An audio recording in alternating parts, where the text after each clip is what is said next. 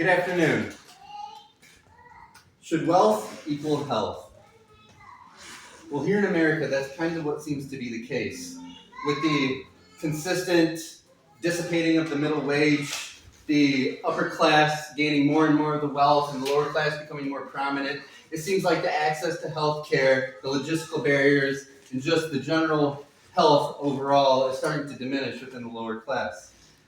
I'm here to discuss the impact this has on the lower socioeconomic class and the benefits of change this could have to the population, the specific population, the community as a whole.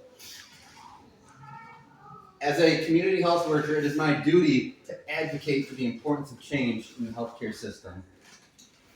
My main idea is that there should be easier access to better health care for the urban and lower socioeconomic class because it would save lives and help the individual in multiple areas. Statistically, there's a higher rate of health issues in this population, and it would help not only the individuals, but communities in multiple dimensions. So let's discuss the first point. It would help save lives and help the individual in multiple areas. This particular population has more people not reaching out to healthcare for several reasons. One, there is no or limited access to insurance. In a cross-sectional study of almost 50,000 non-institutionalized older adults, costs were cited as a major reason for not obtaining needed care. This was according to an article in the Journal of Frontiers in Public Health. Also, stigma, cognitive impairment, social isolation, and logistical barriers were also cited as reasons. And if people were to reach out earlier, they could address issues before they become more complicated, more serious, more life-affecting. According to an article in the Canadian Veterinary Journal, wellness encompasses 8 mutually interdependent dimensions: physical, intellectual, emotional, social, spiritual, vocational, financial, and environmental. And it's shown here. It's the 8 dimensions of wellness. It talks about how health generally is encompassing a lot of different dimensions. Not only physical health, but social, spiritual, emotional, environmental, financial, intellectual, and occupational. They're all interconnected, one affects the other. So if, let's say, somebody has a severe mental health issue, it's going to impact their social health, it's going to impact their environmental health, their occupational health. It's all interconnected. So the lack of access to health care is very important for these individuals. Second point. Statistically, there is a higher rate of health issues among this population. So according to a journal article by Kate Shaw and others in Preventing Chronic Disease, general health is negatively impacted up to 15 times higher in poorer counties in the U.S. compared to higher income counties. There's also multiple statistics, such as mental health is affected 7% higher, 1% compared to higher income. Uninsured population, 26% of the lower socioeconomic class is uninsured compared to 4%. And that is just not acceptable.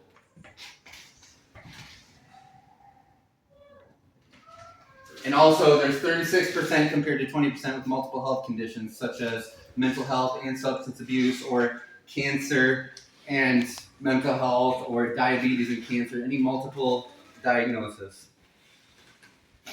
And the third point, not only would it help the individuals who are statistically impacted more, but it would also help out the community.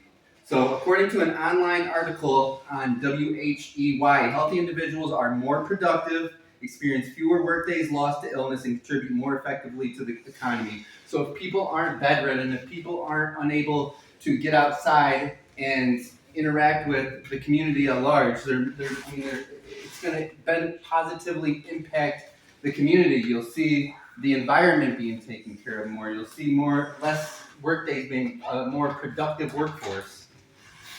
And feeling better physically and mentally leads to a better outlook on life and in general, and positivity spreads in the community. So if the people are starting to feel better, you have better access to health care, people are starting to feel better, feel more healthy, you'll just see the more positive outlook get spread throughout the community, and there'll be just more community involvement. And if health issues are addressed sooner rather than later, then less research will be spent in the long run on preventable chronic conditions.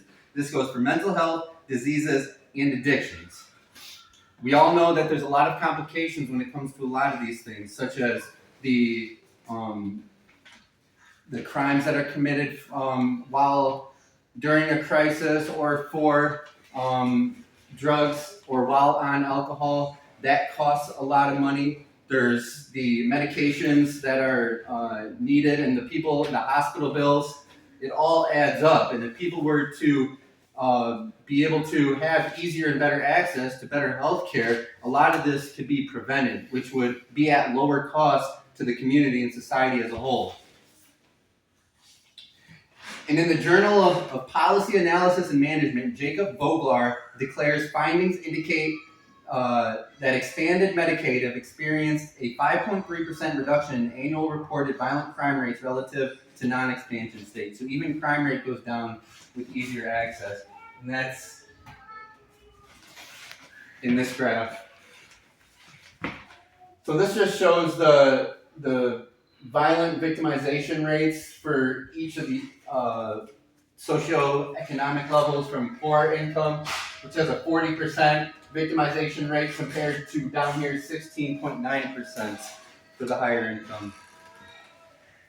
So all around, it would be a benefit for each individual and for the community for easier access. There should definitely be easier access to better health care for the urban and socioeconomic class. Let me reiterate, because it would help save lives and help individuals in multiple areas of their lives. Statistically, there is a higher rate of health issues for this population, and it would help not only individuals but communities in multiple dimensions. Wealth should not equal health. Everybody deserves the right to live a healthy and happy life. Thank you.